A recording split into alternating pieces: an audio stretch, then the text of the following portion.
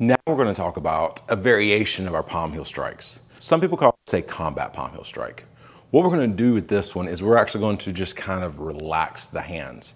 And instead of aiming the palm of our hand here to the nose, what we're actually going to do is kind of aim with our fingers.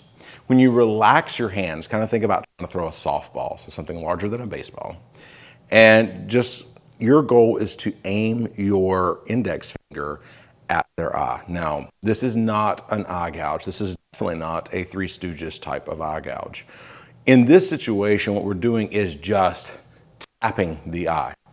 If you can do that, then you're going to cause quite a disruption in the attacker without causing actually a lot of damage.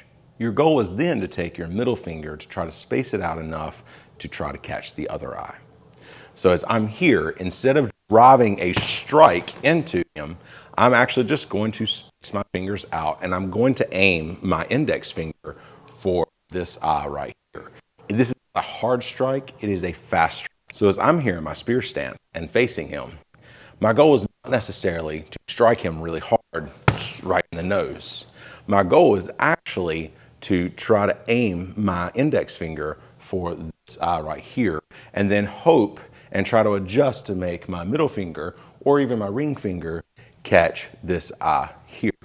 So here. This is all about speed and disruption.